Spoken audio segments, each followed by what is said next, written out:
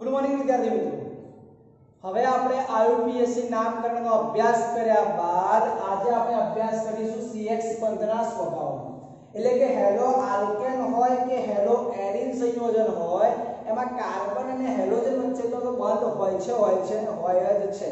તો આપણે એ CX બંધના સ્વભાવની ચર્ચા કરવાની છે કે CX બંધનો સ્વભાવ છે શું। તો અહીંયા આપણે ચર્ચા કરીશું કે હેલો આલ્કેન સંયોજનમાં એટલે કે CX વચ્ચેનો જે બંધ છે આ બંધની અંદર હેલોજન પરમાણુની વિદ્યુત ઋણતા વધુ હોય છે। સમજો બેટા, હેલોજન પરમાણુની વિદ્યુત ઋણતા કેવી હોય છે? વધુ હોય છે। હેલો આલ્કેન સંયોજન જે છે RX, X એટલે તો આ હેલોજન છે, R એટલે કાર્બનની શૃંખલા, તો આ કાર્બન વચ્ચેનો બંધ કહેવાય એટલે CX બંધ કહેવાય।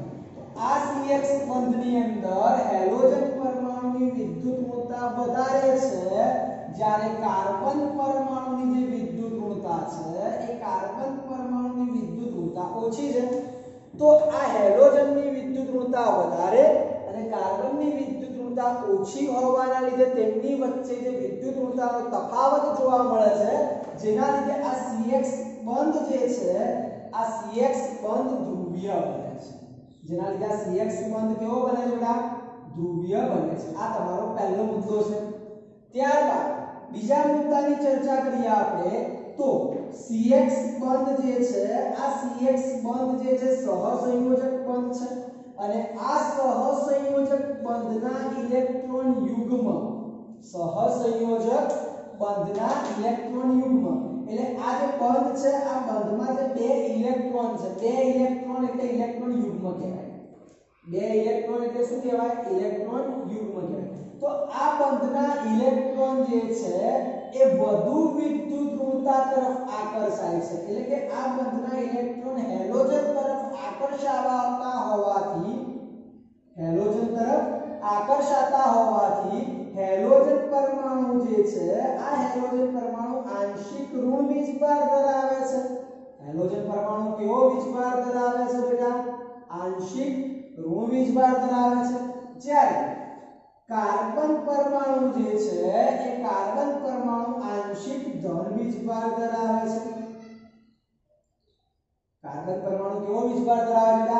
આંશિક ધન વીજભાર ધરાવે છે। ફરી રિપીટ કરું છું, આ બંધના ઇલેક્ટ્રોન જે છે એ વધુ વિદ્યુત ઋણતા ધરાવતા પરમાણુ તરફ આકર્ષાય એટલે વધુ વિદ્યુત ઋણતા વાળો પરમાણુ આંશિક ઋણ વીજભાર ધરાવે એટલે માઈનસ ડેલ્ટા, આંશિક માટે ડેલ્ટા વપરાય છે, અને કાર્બન પરમાણુ જે આંશિક ધન વીજભાર ધરાવે છે માટે એ પ્લસ ડેલ્ટા તરીકે દર્શાવાય છે। ત્યારબાદ ત્રીજા મુદ્દામાં વાત કરીએ જે આપણા માટે એમસીક્યુ માટે ખૂબ જ અગત્યના છે। ત્રીજો અને ચોથો મુદ્દો, હેલો આલ્કેન સંયોજનમાં તમે ઉપરથી નીચે તરફ જાઓ છો, આ RX છે, X તરીકે ફ્લોરિન, ક્લોરીન, બ્રોમિન અને આયોડિન, તો ફ્લોરિન, ક્લોરીન, બ્રોમિન અને આયોડિન, તો X તરીકે જે હેલોજન પરમાણુ છે એમાં ઉપરથી નીચે તરફ તમે આવશો તો કે ફ્લોરિન થી આયોડિન તરફ આવશો તો પરમાણુય કદ વધે છે। 11મા ધોરણમાં ચેપ્ટર નંબર 3 માં અભ્યાસ કરી ચૂક્યા છો બેટા કે સમૂહમાં ઉપરથી નીચે તરફ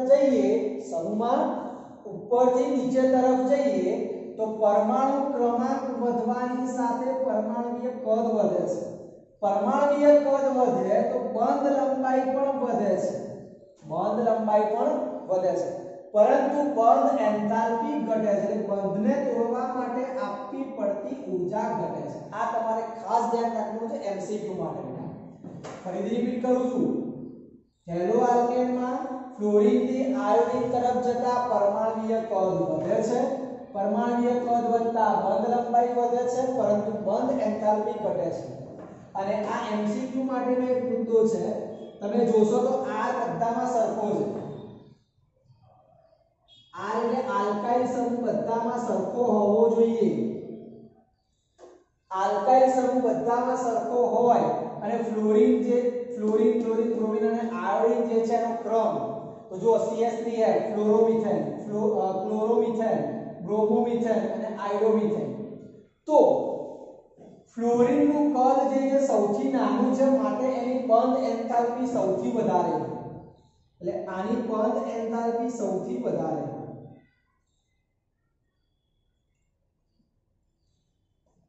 જ્યારે આયોડીન છે એની બંધ એન્થાલ્પી સૌથી ઓછી હોય છે.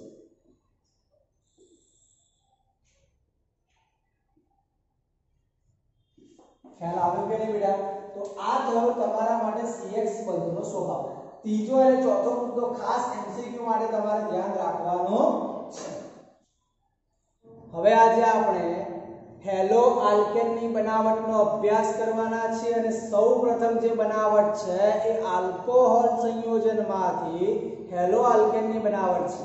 તો જોઈશું મિત્રો અહીંયા આપણે કે આલ્કોહોલ સંયોજનમાંથી હેલો આલ્કેનની બનાવટ, અને ખૂબ જ અગત્યની થિયરી છે તમારા માટે, એટલે કે IMP થિયરી છે.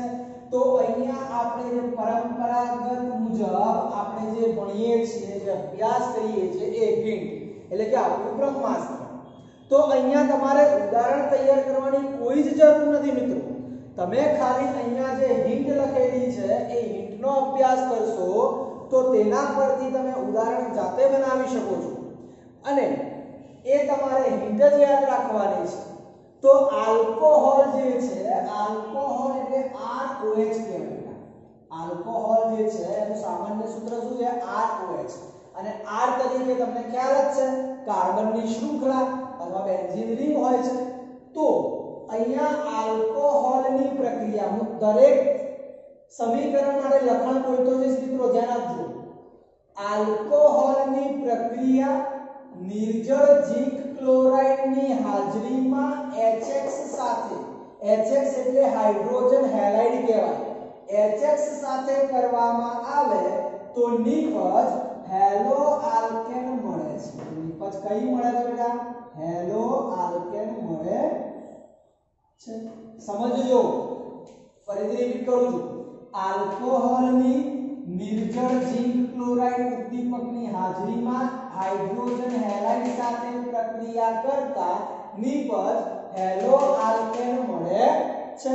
કેવી રીતે? તો જોઈએ. અહીંયાથી આ R અને ઓક્સિજન વચ્ચેનો બંધ તોડવાનો છે તમારે. એટલે કે કાર્બન અને ઓક્સિજન વચ્ચેનો તમે બંધ તોડો તો ઓક્સિજનની વિદ્યુત ઋણતા વધારે હોવાથી OH- કહેવાય અને R+ કહેવાય. એ તો તમને ખ્યાલ જ છે, કારણ કે R એટલે કાર્બન આવશે. તો કાર્બન અને ઓક્સિજન વચ્ચેનો તમે આ બંધ તોડશો તો ઓક્સિજનની વિદ્યુત ઋણતા વધારે હોવાથી OH- અને R+ કહેવાય. એવી જ રીતે અહીં HX વચ્ચેનો તમે બંધ તોડશો તો X- અને H+ કહેવાય. X- અને H+ કહેવાય. કુદરતનો નિયમ તો તમને ખ્યાલ જ છે, છોકરાના લગન છોકરી સાથે થાય છે. તો અહીંયા આ જે H+ છે, આ H+ જોડાશે OH- સાથે, એટલે H+OH- મુક્ત થયા H2O, R+ X-, આ X- જે છે આ X- જોડાશે R+ સાથે. તો RX હેલો આલ્કેન બની ગયા. તો તમને હિન્ટ ખ્યાલ આવી ગઈ કે નહીં મિત્રો? તો આ થઈ પહેલી બનાવટ. ત્યારબાદ બીજી બનાવટ છે, ધ્યાન આપજો. આલ્કોહોલની પ્રક્રિયા સોડિયમ હેલાઇડ NaX અને H2SO4 ના મિશ્રણ સાથે કરવામાં આવે. ફરીથી રિપીટ કરું છું. આલ્કોહોલની પ્રક્રિયા સોડિયમ હેલાઇડ અને H2SO4 ના મિશ્રણ સાથે કરવામાં આવે તો નિપજ હેલો આલ્કેન મળે છે. એઝ ઇટ ઇઝ એ જ વસ્તુ છે. અહીં તો R+ OH- થઈ ગયા છે. એવી જ રીતે X- Na+, H2SO4 એટલે તમને ખ્યાલ છે H+ HSO4- કહેવાય. તો અહીંયા આ Na+ જે છે Na+ HSO4- સાથે જોડાય. Na+ HSO4- સાથે એટલે NaHSO4. એવી જ રીતે આ OH- અને H+ H2O, OH- H+ H2O. તો કે આ જે OH- છે આ OH- H+ સાથે જોડાયેલ H2 વધ્યું કોણ? તો કે R+ અને આ x માઈનસ rx મળી ગયા. તો ખ્યાલ આવી ગયો કે નહીં મિત્રો કે આલ્કોહોલની પ્રક્રિયા સોડિયમ હેલાઇડ અને H2SO4 ના મિશ્રણ સાથે કરવામાં આવે તો નિપજ હેલો આલ્કેન મળે. r ની જગ્યાએ શું લેવાનું છે તો કે કાર્બનની શૃંખલા. x ની જગ્યાએ શું લેવાનું છે તો કે હેલોજન. ત્યારબાદ ત્રીજી બનાવો આલ્કોહોલની પ્રક્રિયા ફોસ્ફરસ ટ્રાયહેલાઇડ pX3.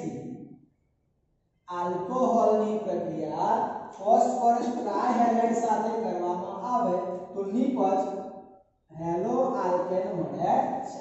અને અહીંયા x તરીકે તમારે માત્ર ને માત્ર ક્લોરીન અને બ્રોમિન લેવાનું છે. તો પ્રક્રિયાની વાત કરીએ તો ધ્યાન આપજો મિત્રો. એ જ વસ્તુ બંધ થોડું તો OH માઈનસ R પ્લસ કહેવાય. અહીં ફોસ્ફરસ અને હેલોજન વચ્ચેનો બંધ તૂટે X માઈનસ કહેવાય અને P પ્લસ 3 કહેવાય. શું કહેવાય P પ્લસ 3. એટલે કે આ P છે એની સંયોજકતા પ્લસ 3 થશે કારણ કે X માઈનસ. તો R પ્લસ જે છે આ R પ્લસ તો ક્યાં જોડાવાના X માઈનસ સાથે. તો R જે છે R પ્લસ જોડી ગયા X માઈનસ સાથે RX હેલો આલ્કેન મળી ગયા. પરંતુ અહીંયા X કેટલી વાર છે તો કે 3 વાર છે. તો અહીંયા X કેટલી વાર કરવા પડે 3 વાર. તો R કેટલી વાર થયા મિત્રો 3 વાર. તો અહીંયા પણ મૂકી દઉં 3. તો અહીંયા R થઈ ગયા 3 વાર. ઓક્સિજન પણ 3 વાર થયા, હાઇડ્રોજન પણ 3 વાર થયા અને P થયા 1 વાર. ઓક્સિજન 3 વાર, હાઇડ્રોજન 3 વાર અને P 1 વાર છે. તો H3PO3 ફોસ્ફરસ એસિડ આપણને મળે છે. તો લખાણ બોલું છું ધ્યાન આપજો. આલ્કોહોલની ફોસ્ફરસ ટ્રાયહેલાઇડ સાથે પ્રક્રિયા કરવામાં આવે તો નિપજ હેલો આલ્કેન મળે છે. ત્યારબાદ આલ્કોહોલની પ્રક્રિયા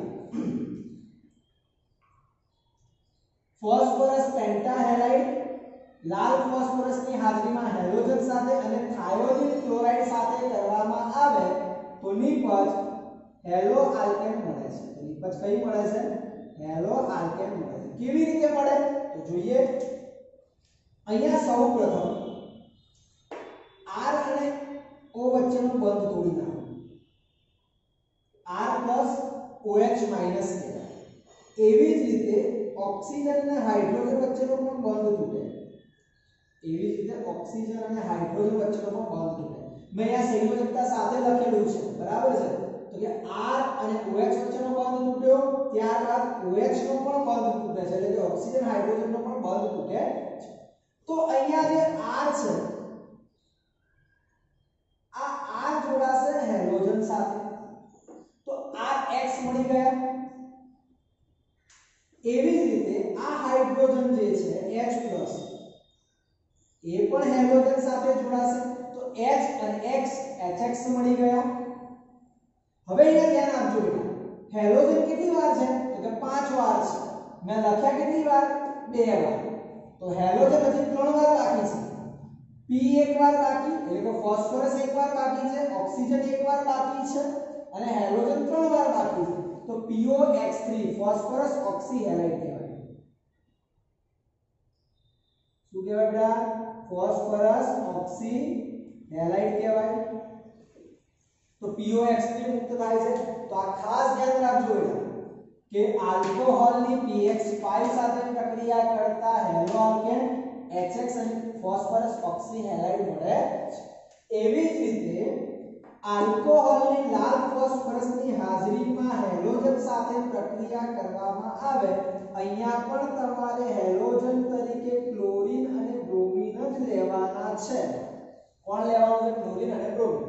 તો અહીં as it is R જે છે હેલોજન સાથે જોડાય RX, આ H જે છે હેલોજન સાથે જોડાયેલ HX. હેલોજન કેટલી વાર હતા 2 વાર, 1 અને 1 હાઇડ્રોજન 1 વાર, 1 વાર, R 1 વાર, R 1 વાર. ઓક્સિજન વધ્યા, ઓક્સિજન જે મુક્ત થશે એ વાયુમય નિપજ છે એટલે વાતાવરણમાં જતી રહેશે એટલે એને લખવાની જરૂર નથી. ખ્યાલ આવે કે નહીં બેટા. અને ત્યારબાદ છેલ્લી પ્રક્રિયા આલ્કોહોલની પ્રક્રિયા થાયોનિલ ક્લોરાઇડ. આનું નામ છે થાયોનિલ ક્લોરાઇડ.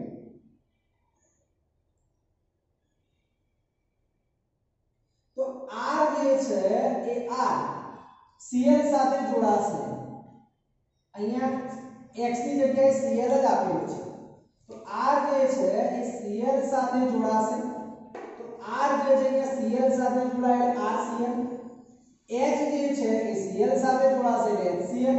તો જુઓ Cl કેટલી વાર હતા? 2 વાર, એક અને 2 વાર થઈ ગયા, R એક વાર, અહીં પણ એક વાર, હાઇડ્રોજન એક વાર, હાઇડ્રોજન એક વાર, ઓક્સિજન એક અને SO એટલે SO અને O SO2 મુક્ત થઈ ગયા. તો તમને ખ્યાલ આવી ગયો કે આલ્કોહોલની પ્રક્રિયા થાયોનિલ ક્લોરાઇડ સાથે કરવામાં આવે તો હેલો આલ્કેન મળે છે અને HCl અને SO2 મુક્ત થાય છે. તો આ થઈ આલ્કોહોલ સંયોજનમાંથી હેલો આલ્કેનની બનાવટ. ફરીથી રિપીટ કરી દઉં એકવાર. આલ્કોહોલની પ્રક્રિયા નિર્જળ ઝીંક ક્લોરાઇડ ઉદ્દીપકની હાજરીમાં HX સાથે કરતા હેલો આલ્કેન મળે છે. આલ્કોહોલની પ્રક્રિયા સોડિયમ હેલાઇડ અને H2SO4 ના મિશ્રણ સાથે કરતા હેલો આલ્કેન મળે. આલ્કોહોલની પ્રક્રિયા pH3 અને pH5 સાથે કરતા નિપજ હેલો આલ્કેન મળે છે. આલ્કોહોલની પ્રક્રિયા અનુક્રમે લાલ ફોસ્ફરસની હાજરીમાં H2 સાથે અને થાયોનિલ ક્લોરાઇડની હાજરીમાં કરતા નિપજ હેલો આલ્કેન મળે છે. તો અહીંયા તમારે R ની જગ્યાએ માત્ર કાર્બનની શૃંખલા લેવાની છે, બીજું કશું જ લેવાનું નથી. બરાબર. હવે અહીંયા લ્યુકાસ કસોટી છે, એક MCQ માટે છે, 2 માર્ક્સ માટે કદાચ પૂછી શકે તો ધ્યાન રાખવાનું. આ પહેલું સમીકરણ જે લખેલું છે એ જ છે. આલ્કોહોલની પ્રક્રિયા HX સાથે નિર્જળ ઝીંક ક્લોરાઇડની હાજરીમાં કરવામાં આવે તો નિપજ હેલો આલ્કેન મળે છે. તો અહીંયા તમારે પ્રયોગશાળાની અંદર જ્યારે આલ્કોહોલનું મિશ્રણ હોય ત્યારે કેવી રીતે ખબર પડે કે કયો આલ્કોહોલ છે? ધ્યાન આપજો. જો 1 ડિગ્રી આલ્કોહોલ હોય અને એ 1 ડિગ્રી આલ્કોહોલની પ્રક્રિયા HX સાથે નિર્જળ ઝીંક ક્લોરાઇડ ઉદ્દીપકની હાજરીમાં કરવામાં આવે તો પ્રક્રિયા મિશ્રણ જે છે એ ચોખ્ખું રહે, કોઈ ફેરફાર થતો નથી. તો એ કયો આલ્કોહોલ હોય? 1 ડિગ્રી આલ્કોહોલ હોય છે. એવી જ રીતે 2 ડિગ્રી આલ્કોહોલની પ્રક્રિયા HX સાથે નિર્જળ ઝીંક ક્લોરાઇડ ઉદ્દીપકની હાજરીમાં કરવામાં આવે તો દ્રાવણ 5 મિનિટ પછી દૂધિયા રંગનું બને છે. તો દ્રાવણ 5 મિનિટ પછી કેવા રંગનું બને છે બેટા? દૂધિયા રંગનું બને છે. તો ખબર પડે કે કયો આલ્કોહોલ છે? 2 ડિગ્રી આલ્કોહોલ છે. અને તેવી જ રીતે જો 3 ડિગ્રી આલ્કોહોલની પ્રક્રિયા HX સાથે નિર્જળ ઝીંક ક્લોરાઇડ ઉદ્દીપકની હાજરીમાં કરવામાં આવે તો ઝડપથી તૈલી બિંદુઓ મુક્ત થાય છે. ઝડપથી તૈલી બિંદુઓ મુક્ત થાય છે તો તમને ખ્યાલ આવે કે એ આલ્કોહોલ કયો છે? 3 ડિગ્રી આલ્કોહોલ છે. તો 1 માર્ક્સનો MCQ પૂછાય છે કે આલ્કોહોલની પરખ માટે કઈ કસોટી છે? તો કે લ્યુકાસ કસોટી. અને આ લ્યુકાસ કસોટીના ઘણી વખત MCQ પૂછાય છે નીટની અંદર, જેડબલની અંદર ધ્યાન રાખવાના છે. અને આ આલ્કોહોલની લ્યુકાસ કસોટી માટેનો જે સક્રિયતા ક્રમ છે, આ સક્રિયતા ક્રમ છે 3 ડિગ્રીની સક્રિયતા સૌથી વધારે છે અને 1 ડિગ્રીની સક્રિયતા સૌથી ઓછી છે. આ પદ્ધતિ દ્વારા તમે એરાઇલ હેલાઇડ એટલે કે હેલો એરિન બનાવી શકતા નથી.